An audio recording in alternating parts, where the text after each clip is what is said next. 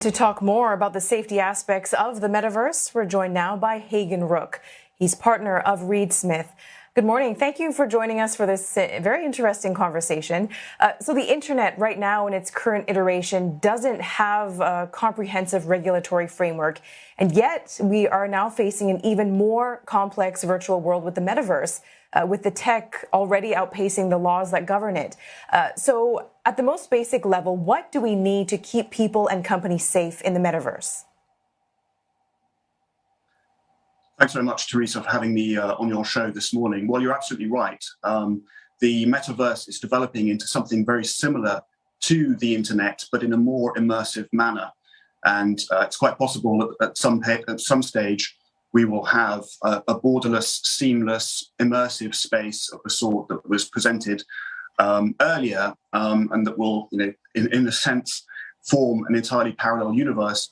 At the moment, these platforms that were referred to, such as Decentraland, the Sandbox, Sotheby's, etc., are actually operated by identifiable platform operators.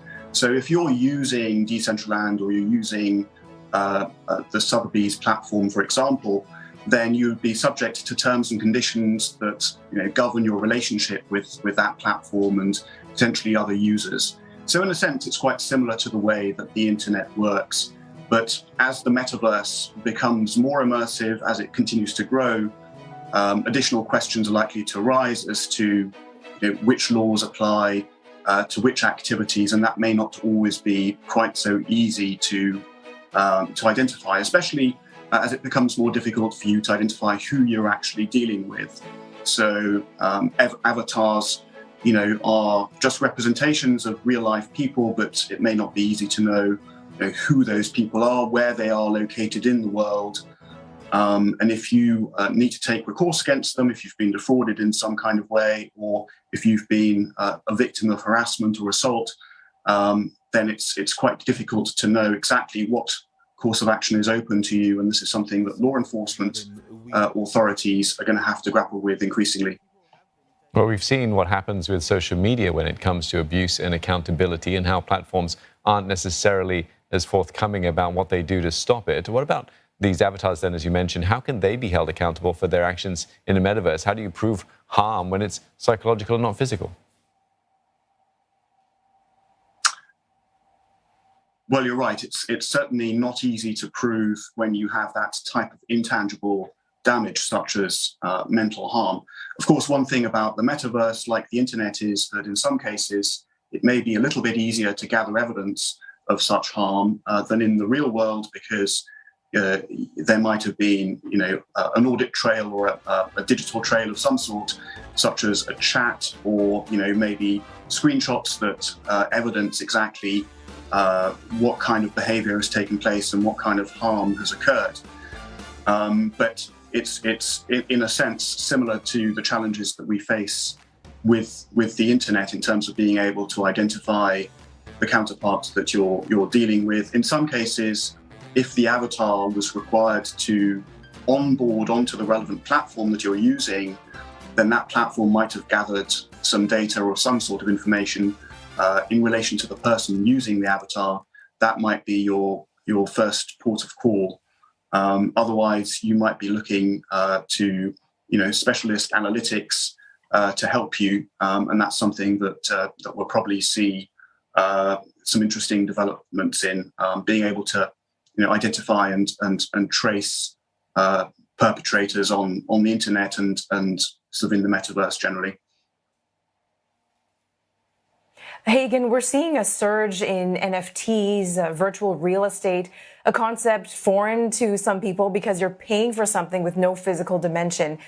Do you think real-world legislation could be applied to things like this? For example, if, say, a piece of digital art is stolen, or if somebody trespasses on your virtual property?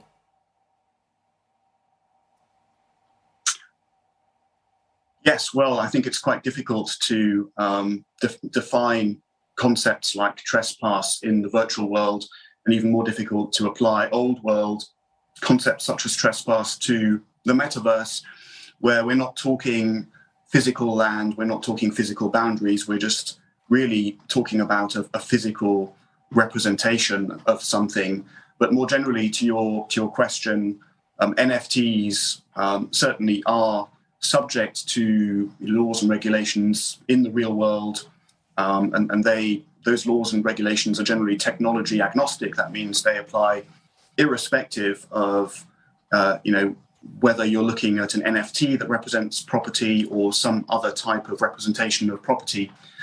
So, NFTs, depending on the features they have, may simply be representations of, some digital asset that you own, or they could, in some cases, even be financial products if they have features of financial products, if they allow you to make investments in property collectively with other investors, for example. So that's something that the industry is looking at very closely, because the regulation of NFTs is something where the devil kind of lies in the detail, and you have to pay attention to ensure that any NFT offering is conducted in a compliant manner.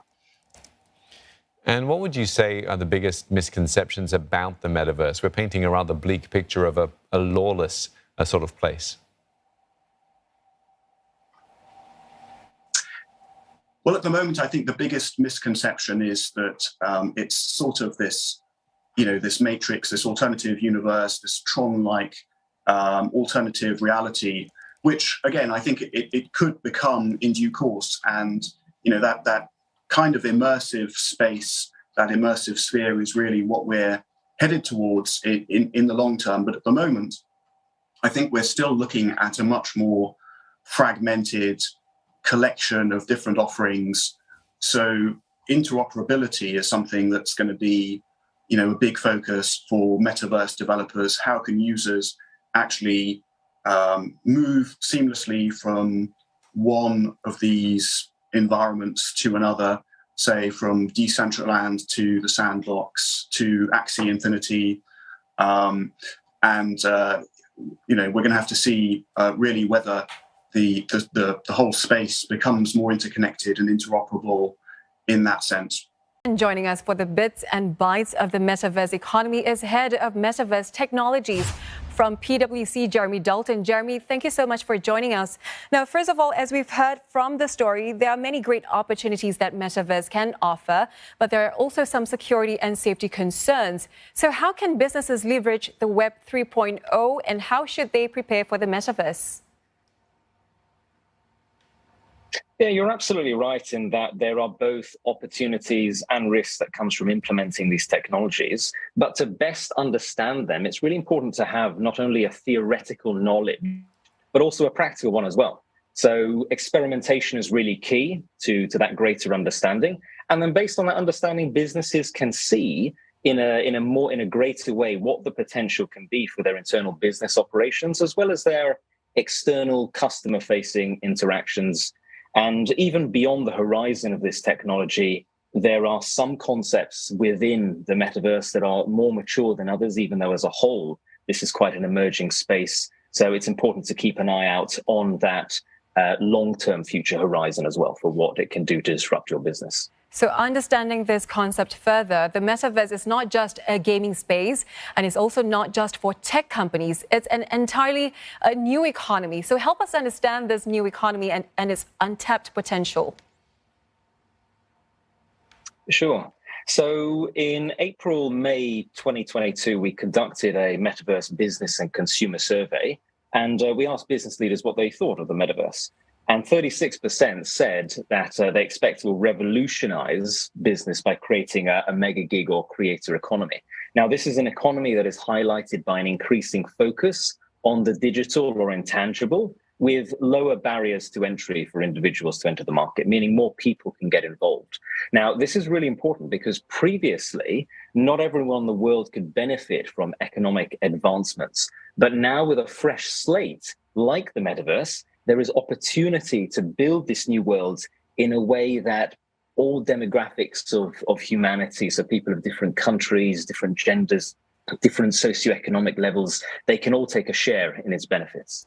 So because it's a new platform, Jeremy, it has yet to be properly regulated. There are some moral and legal questions as well. How should governments prepare for this new economy? And what new critical regulations are you hoping to see being implemented? So I think optimal specific regulation, there is so much to talk about, and I think that has yet to be determined given how emerging the space is. But what I would say is that instead of taking a very focused rules-based approach, I'd recommend governments look at it from a principles perspective and think about it as a driving force for good in their economy. And with that principles-based mindset, they'll be able to come up with a set of guiding rules that helps them to move in that direction.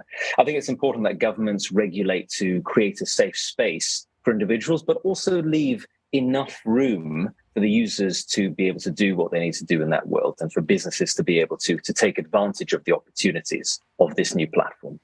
Jeremy, before we go, what's your projection for the future of Metaverse? So I think things are looking very positive for the future of the metaverse. There are obviously very grand predictions for the numbers associated with this market. I expect that we will see greater adoption. I think in terms of people's beliefs of it either being a fad or failing and growing and evolving into something that we spend a lot of time in, I'm more on the latter side. And I expect that we will see not necessarily an overnight revolution, but a number of mini incremental revolutions that will one day lead to us seeing a completely different world to what we have now in both the consumer and the business space.